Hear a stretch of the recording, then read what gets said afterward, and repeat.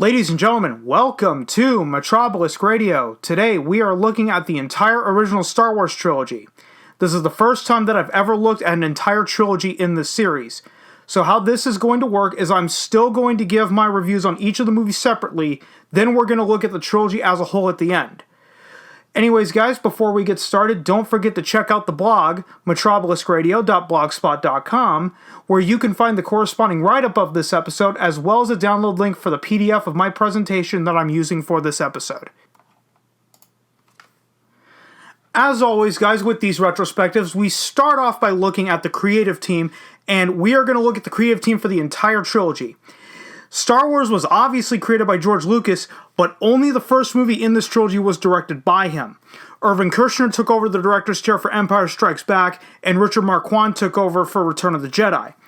Now, most people know Irvin Kershner from Empire Strikes Back, but he also did Never Say Never Again, which is a movie where Sean Connery returns to the role of James Bond, and he also did RoboCop 2. And most people only know Richard Marquand from Return of the Jedi. Lucas did write the screenplay for A New Hope on his own and co-wrote Return of the Jedi with Lawrence Kasdan. For Empire Strikes Back, Lucas only wrote the story. Lawrence Kasdan and Lee Brackett wrote the screenplay for it. Empire Strikes Back was Kasdan's very first writing credit. Now, Lee Brackett wrote a lot of classic movies such as The Big Sleep with Humphrey Bogart, 4 John Wayne movies, Rio Bravo, Hatari, El Dorado, and Rio Lobo, and also wrote The Long Goodbye with Elliot Gould playing Philip Marlowe instead of Humphrey Bogart. She did write the first draft of Empire, but Lucas didn't like the direction it was heading in according to the wikis. He and Kasdan wrote another 2 drafts, but only submitted the first draft to the Writers Guild, so Lee Brackett would be a credited writer. Now, when you're talking about the original trilogy, you have to talk about the producer, Gary Kurtz. He produced American Graffiti, the original Star Wars, and Empire Strikes Back with Lucas. I feel the need to dispel a common myth amongst Star Wars fans that Gary Kurtz was fired because George Lucas only wanted yes men around him. That's simply not true. I will leave a link to a Screen Rant article in the description on the YouTube and BitChute and in the blog post. But essentially, Gary Kurtz and Irvin Kershner ran over budget and kept delaying production on Empire Strikes Back. The first cut was so bad that George couldn't save it in the editing. He had to take over producing and directing at that point, which he didn't want to. He also had to divert funds from Skywalker Ranch to Empire simply because George put his personal fortune on the line to make this movie. And even that wasn't enough. He had to get a loan from Fox at the time to complete the reshoots. Alan Ladd Jr., the president of Fox at the time, had to resign after giving that loan. My own conspiracy theory: this may have ruined George's marriage to Marcia at the time. Yes, this had wide implications, but read that article for yourself. Don't just take my word for it. Now that the creative team section is done, now we're going to move on to my review of Star Wars A New Hope. Like all retrospectives before this, we are going to be starting off talking about the aesthetics of the movie. So in this movie, there are 4 distinct biomes. You have the Tantive 4, that was the spaceship that C-3PO, R2-D2, and Princess Leia are on in the very beginning. It's mostly just white walls, white everything. You then have Tatooine, which is the desert planet with 2 different locales in the movie. You're shown the Moisture Farm, which is just like any other farm, and Mos Eisley Spaceport, which is more designed as a Mexican town from any Western. Then we have the Death Star, which is the giant space station that is the size of a small moon that has the capability of wiping out an entire planet. The Death Star is very gray and very dark in design. And the final distinct biome is the 4th moon of Yavin, which is a forested moon with pyramids that the rebels are using as command centers. Now, the special editions went back and cleaned up a lot of the special effects. By today's standards, the CGI in the movie has aged, but keep in mind that the special editions came out in 1997, so at the time it was cutting-edge technology. There is a wide range of alien races throughout this movie, along with types of droids. There are different types of ships shown off in this movie, from the basic X-Wing and TIE Fighters, to the Y-Wing, to the Millennium Falcon, to Darth Vader's TIE Fighter. There is a very clear military structure for both the Rebels and the Empire. The Empire has more of a King Arthur's Court Knights of the Round Table approach, while the Rebels represent more of a military with various ranks of generals to privates. Now, the Force is very basic in this movie, but it gets the job done. The biggest moves that were shown was Ben Kenobi teaching Luke how to see without seeing by putting the blast shield down on a training helmet whilst he was fighting a training droid, and Darth Vader choking someone. You can't talk about Star Wars and not mention the John Williams score. The music from not just this movie, but from all the Star Wars movies is iconic in its own right. No two pieces of music feel the same in this movie, in my opinion. So my final overall score for the aesthetics of Star Wars A New Hope is a solid 9 out of 10. Now we move on to the story/plot section of this Star Wars A New Hope review. Now honestly, it's a fairly simple story. A boy wants to get off the farm, and once he leaves, he gets himself involved in a grand adventure that is far bigger than himself.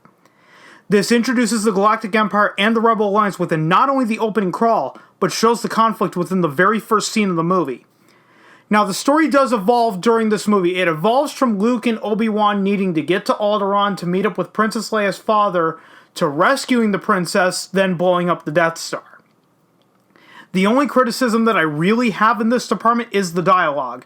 This is very common throughout the Star Wars movies from George Lucas, but it still needs to be said. He's a good storyteller, but he can't write dialogue to save his life.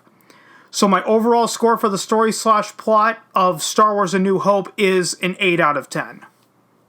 Now we move on to the character analysis portion of the review. So the first character we're going to look at is Luke Skywalker. Simply in this movie, he's the farm boy who wanted to leave the farm.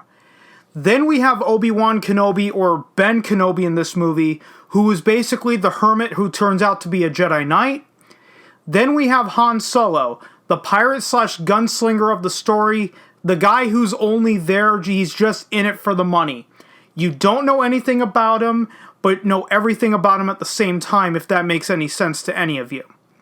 Then we have Chewbacca, who's basically just Han's co-pilot, and from this point on, I'm only going to refer to him as Chewie. Then we have Princess Leia, the princess who got captured by, quote-unquote, being on a diplomatic mission to Alderaan that Han and Luke have to rescue later on. Then we get to C-3PO and R2-D2, who are the storytellers of the saga. C-3PO in particular is the Dr. Watson to Sherlock Holmes, in the sense that Watson helps in the investigations from time to time, but is mostly there to write about Sherlock's exploits. And it has been stated that C-3PO and R2-D2 were going to be the storytellers of the saga. Now we move on to the big bad Darth Vader, who is the villain of the story. He captured Princess Leia and held/tortured her on the Death Star. Now in this movie, he is written as a one-dimensional villain, which is perfectly fine for a movie like this. And finally, we have Grand Moff Tarkin, who is basically Vader's right-hand man. He was the highest-ranking military officer in the movie, so he's literally just a step down from Vader the whole time. So my overall score for the character analysis is a solid 9 out of 10. Now we move on to the final part of the review analysis portion of Star Wars A New Hope, which is, what is the rewatch value of this movie? This movie is designed to be rewatched over and over again because of its simplicity. That comes down to the various sequences in the movie, from first meeting Han Solo, to infiltrating and then escaping the Death Star, to the battle to blow up the Death Star. This movie was designed to be more of a one-off story because not even George Lucas could predict its success. This movie does have a complete beginning, middle, and end. So my overall score in this department is a solid 10 out of 10. So what's my final review score for Star Wars A New Hope? Well, after all the math, the final score for Star Wars A New Hope comes out to a solid 8.9 out of 10. Now that we've finished with Star Wars A New Hope, let's transition into Star Wars The Empire Strikes Back. Starting off with the aesthetics, we've got 4 new biomes in this movie. We obviously have Hoth, which is the ice planet where the rebels are hiding out. We have the asteroid field where Han, C-3PO, Leia, and Chewie hid out from the Empire after fleeing Hoth. We then see Dagobah, which is the swamp planet that Luke goes to find Yoda at. Then we have Bespin, and more specifically on Bespin is Cloud City. Now, there are new alien races in this movie. More prominent ones are the Tauntaun and the Wampa. The Tauntaun being more like the horses of the Star Wars universe, and the Wampa is more of the abominable snowman in space. There are new ships introduced in this movie as well. We finally get to see the Snowspeeder, Boba Fett's Slave One, Darth Vader's Imperial Frigate, also known as the Avenger, the AT-AT Imperial Walker, and the TIE Bombers. The most famous piece of music that came out of this movie, obviously, was the Imperial March, and even the chase through the asteroid field. Now, if we're going to talk about aesthetics, we need to talk about the special editions. The special editions did enhance the effects like the Cloud City chase. The gunfight in the hallways provided the visuals of the city and the clouds in the background, whereas the original, it was just all white walls. They also improved the look of the Emperor in the sense that it's the same design that you see in Return of the Jedi instead of the really messed up prosthetics from the Laserdisc edition. So my overall score in the aesthetics department for The Empire Strikes Back is a 9 out of 10. Now we move on to the story/plot section of The Empire Strikes Back. There's an obvious time jump between this movie and the previous. The rebels have relocated but still haven't settled in. The perfect example is the speeders weren't used to the cold temperatures of Hoth by the beginning of the movie. So how big is the time jump? I can't really tell you. I can't even really make an educated guess. And this is also the first time when our main characters actually get split up. They split up after the major battle of Hoth. Luke goes to Dagobah to seek out Yoda for his Jedi training, while Han, Leia, Chewie, C-3PO, and R2-D2 are trying to outrun the Empire. They don't reunite again until the very end of the movie. Now, this is a more mature story than what was shown in A New Hope in the sense that this movie is full of character moments. Han, Leia, Chewie, etc. are outrunning the Empire because the hyperdrive on the Millennium Falcon is damaged, so they can't rely on just going to light speed.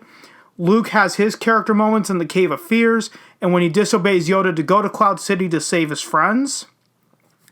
Also, when Han, Leia, and Chewie, etc. get to Cloud City to reunite with Han's friend Lando, the Empire beats them there, and Lando basically sells him out to save his own people. Then the Empire screws him over by renegotiating the deal all the time.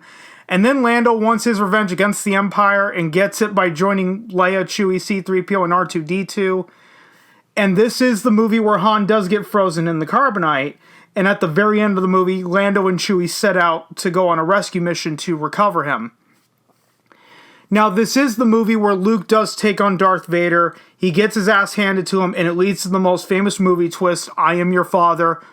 Oops. Should I have said spoiler alert? Nah, fuck it. It's one of the most famous movie twists of the 20th century. So, to end this off, there is some loose ends at the end of this movie, more dealing with, Han is the most famous example, but that's okay, because there's one more movie coming out that will tie them all up together. So my overall score for the movie of the story and plot of Empire Strikes Back is a 9 out of 10. Now we move on to the character portion of The Empire Strikes Back. So let's start this off with the new characters that are introduced in this movie. The main one is Yoda, who is the Grandmaster Jedi that starts out as the old and foolish, but becomes the old and wise. Then we have Lando Calrissian, who is basically Han Solo's equal, former smuggler turned business owner, then conveniently gets screwed by the Empire. And finally, we have Boba Fett, who is the bounty hunter on the trail of the Falcon to Bespin. He only speaks about 5 or 6 lines total in the entire trilogy, and all of his lines are in this movie. And as a fun fact, this is not his first appearance in Star Wars.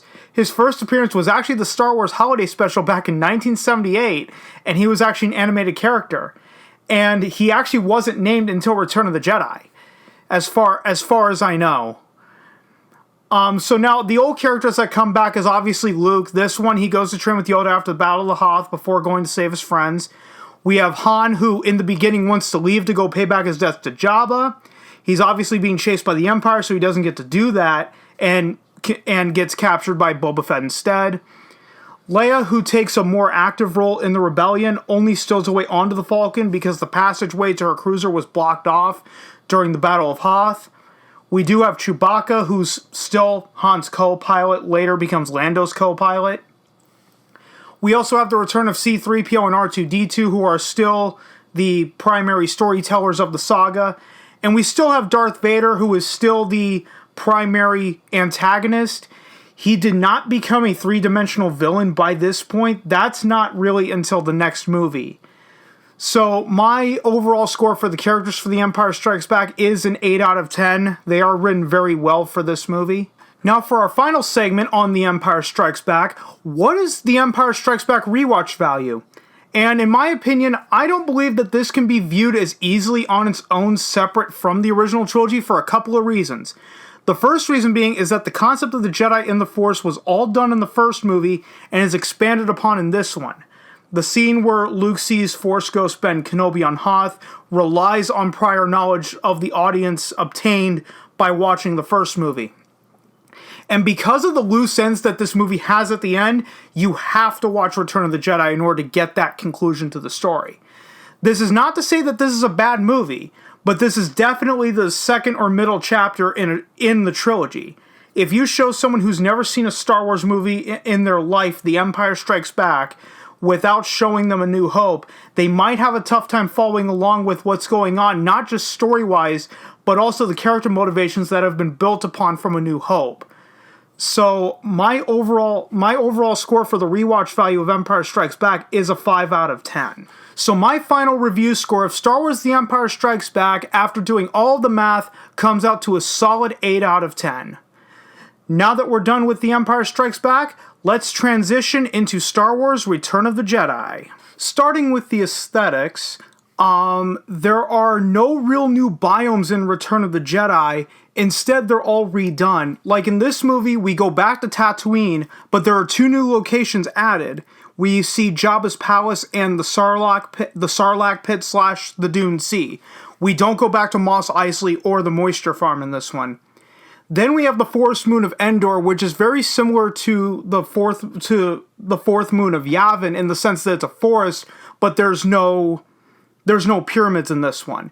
It's a literal forest, but what they do show is they show the natives, the Ewoks villages, actually being built up into the trees. And the final biome of this movie is another Death Star, the Death Star 2, but more specifically, more time is actually spent in the throne room than is spent in the hangar. This looks more like a medieval castle type of setting. Everything in there is either gray or black with the exception of the Emperor's Imperial Guards, which are red. So they're old biomes, but they're redone specifically for this movie.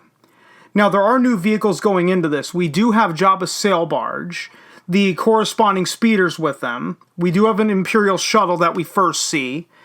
The Imperial speeders on Endor with the front gun. The ATST makes its first appearance here. The A-Wing, the B-Wing, and the TIE Interceptor. And the new alien races that are shown off here are the Rancor, the Gamorrean Guard, Bib Fortuna. I don't know his alien race, I just remember the character. He was Jabba the Hutt's right-hand man. The Ewoks, the Mon Calamari, that was Admiral Akbar, and pretty much every other alien shown in Jabba's palace. Now, John Williams obviously comes back and does the music again, but I do feel that the Law of Diminishing Returns really kicks in for the third installment in terms of the music. It's really hard to add something new to a conclusion. And tonally speaking, this goes back to A New Hope in terms of the tone instead of Empire Strikes Back, where it was a lot darker. So my overall score for the aesthetics actually is a 9 out of 10. Now moving on to the story/plot of Return of the Jedi. Obviously, this is the conclusion to a trilogy. So in this movie, Luke, Leia, Lando, Chewie, C-3PO, and R2-D2 go on a mission to save Han Solo from Jabba the Hutt. After that, they split up once more where Luke goes back to Dagobah, and the rest go to a rebel rendezvous somewhere. Yoda dies, and then Luke is told that he must face Vader and do it alone, and that he must kill him. At the rebel rendezvous, they launch a plan to attack the second Death Star that is still in construction by sending one team down to the forest moon of Endor to disable a shield generator protecting the Death Star, and the other team will be waiting to attack and blow it up. Yes, the story is really that simple, but it's effective not only as a conclusion, but as an individual story in the Star Wars universe. So my overall score for the story and plot of Return of the Jedi is a 9 out of 10. Now moving on to the character portion of Return of the Jedi, let's start off with the new characters introduced. Obviously, Jabba the Hutt, who is the slumlord of Tatooine. He has Han in the carbonite hanging on the wall of his palace. Now, technically, his first appearance was in A New Hope in the special editions, but this movie really flushed him out instead of one scene where it's essentially, where's my money, Solo? Then we have Emperor Palpatine, who's the head of the Empire, and technically his first appearance was Empire Strikes Back, but he was only in one scene in that movie, and to me that doesn't really count. Now, Admiral Akbar is in this movie. He's obviously the fan-favorite character, the leader of the space naval battle side. Hence, he's an admiral and not a general. Then we have Wicket, who's the main Ewok in the movie. He's the one that runs into Princess Leia after her speeder crashes on the forest moon of Endor and brings her into the tribe. Now, the old characters that come back are Luke, Han, Leia, Chewie, C-3PO, R2, Lando, Yoda, and Ben. The problem with the characters analysis for the Return of the Jedi is that it's really hard to introduce new characters into a conclusion of a trilogy. So, as a result, my final score for this one is a 7 out of 10. One final thing, I just realized as I'm recording this episode, I totally forgot to mention Darth Vader. This is actually the movie where he actually becomes a three-dimensional villain because Luke is trying to save him. He's trying to force him to see the good side in him. And by the end, Vader realizes that there is still good in him. He picks up the Emperor, throws him down the chute, kills him, and then he's resurrected. So our final section of the Return of the Jedi review is, what is its rewatch value? And in my opinion, this movie is highly rewatchable despite it being a conclusion to a trilogy. You don't really need to know who the Jedi are or even what the Force is to really get into this. It's a simple story of rescue Han, go to Endor, Luke tries to save his father, and the rebels attack the second Death Star. In my opinion, the Return of the Jedi improves upon the original movie. A New Hope was simply in the attack on the Death Star, but in this one, they have to not only disable a shield generator that's located on the forest moon of Endor, but the space combat has to worry about not only the Death Star weapon improving by requiring no recharge, but the Imperial fleet as well. And unlike its predecessor, Empire Strikes Back, this doesn't require any prior knowledge of the events in A New Hope or Empire Strikes Back to enjoy this movie. So my final overall score for the rewatch value is a solid 10 out of 10. So the final review score of Star Wars Return of the Jedi, after all the math has been done, comes out to a solid 8.8 out of 10. Now with that done, let's transition into the overall trilogy side of this retrospective. Now we've moved into the overall trilogy review portion of this retrospective. So how this is going to work is this is going to be broken down to two categories: the overarching narrative of the trilogy and the overall aesthetics. There's going to be two separate scores with this one, both, 1 out of 10. And what's going to happen by the end with the final trilogy review score is each movie will make up 25% of that score. And then what I'm going to do with the overall trilogy is combine the two scores from the overarching narrative and the overall aesthetics to make up that last 25%. So without further ado, let's get right into the overarching narrative of the overall trilogy review. So my first posed question in this category is there an overarching narrative holding this trilogy together? And the answer is an obvious yes. Yes, there is. This trilogy, in a macro sense, without taking any of the characters into the equation, is the downfall of a galactic empire. Like the old saying, Rome wasn't built in a day, but on the flip side, Rome didn't fall in a day. Each movie felt like a logical forward progress in terms of not only story but character. So now the next question is, how is the trilogy woven together in terms of character? Is it woven with silk or is it woven with silly string? So let's actually look at the character development of our main heroes. Starting off with Luke. He goes from innocent farm boy wanting to leave to getting involved with a conflict that is bigger than himself. He learns about the Jedi ways initially from Obi-Wan, but continues with Yoda. He disobeys his master and suffers the consequences from said decision, to coming back in the end as a full-blown Jedi Knight. Now let's take a look at Han Solo, who was a smuggler who accepted a job to take the old hermit, Obi-Wan Kenobi, and the farm boy to Alderaan to pay back his debts to Jabba the Hutt. He initially is only in it for the money, but realizes that he can help fight for the greater good.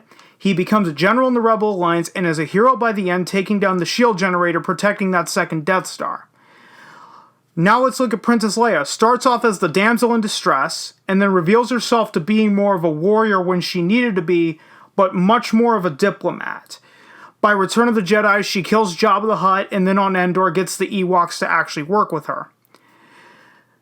And then with Darth Vader, he starts off as the main villain, the most feared in the entire galaxy, force choking someone with only 2 fingers. But by the end is shown the light by Luke Skywalker and gets redeemed by killing the Emperor and saving Luke from death.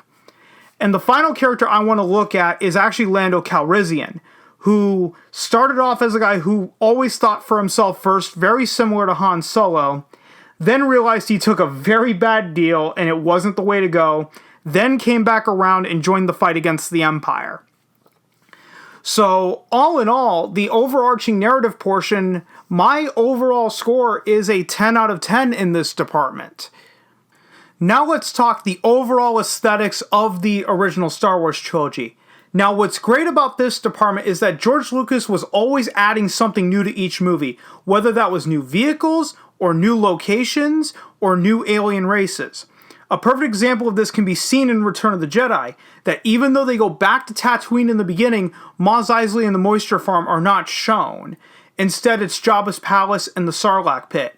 Even if it wasn't a new world, it was an expansion to an already existing one, or it was an improvement over the original given the Forest Moon of Endor and even the second Death Star. Now, we can't talk about Star Wars and leave out the lightsaber duels. The lightsaber duels in this trilogy are used very sparingly. There were only 4 in the entire trilogy. In A New Hope, there's only one. It's the Master versus Apprentice fight between Obi-Wan and Darth Vader. Empire Strikes Back has the most with 2. The first one was in the Cave of Fears, the first Luke versus Darth Vader. Luke being afraid of becoming the very thing he has sworn to destroy. The second one being the actual Luke versus Darth Vader Jedi versus Sith fight, and this ultimately, in my opinion, is Luke's test to resist biting into the forbidden fruit.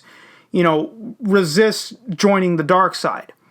And then in Return of the Jedi, it goes back to only one lightsaber duel the entire movie, and this one is still a Luke versus Darth Vader, but this one is a father versus son.